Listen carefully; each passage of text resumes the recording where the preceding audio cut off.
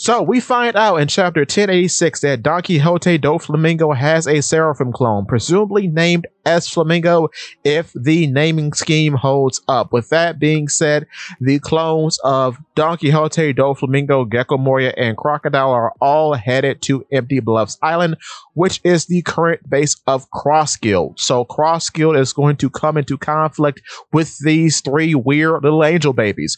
With that being said, in talking about S-Flamingo, presumably, I'm just going to call him S-Flamingo for the rest of this video. When talking about him, I think there are two possible outcomes for him as a character.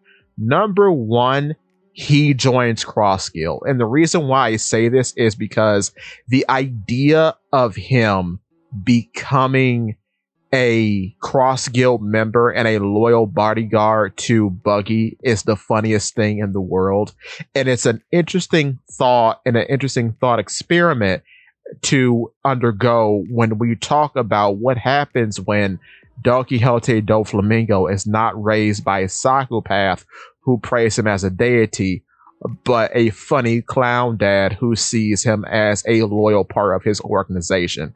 It's something to think about. Shout out to my co-host Zach on the Roll Skull podcast channel because we talk about this all the time. Very fascinating thought. But anyway, continuing. In addition, if he doesn't stay with Buggy, the other possible place he could go is with Law, because it would be a funny turn of events for Law to now raise the man, or at least the clone of the man who raised him. And it's, I guess, a debt paid to Corazon to see through that the evil that is Do Flamingo presumably doesn't actually exist, or doesn't always have to be a inevitability. And maybe he alone changes S-Flamingo's perspective on life.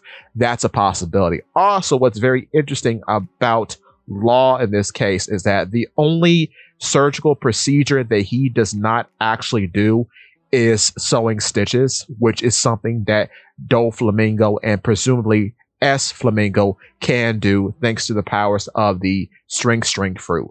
So in a way, he too would fit into Law's theme of being doctorly. But in that being said, he could also fit into the circus theme of Cross Guild, because every good circus needs a trapeze artist.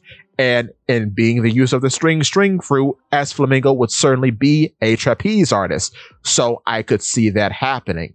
But either way, I think ultimately what's going to happen with a lot of these Seraphim characters is that they are going to be humanized in one way or another. And I don't think the S/animal moniker is going to stick for any of them.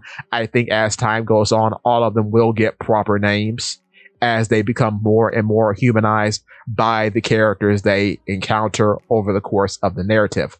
With that being said, give me your thoughts and tell your friends about Polypede Works.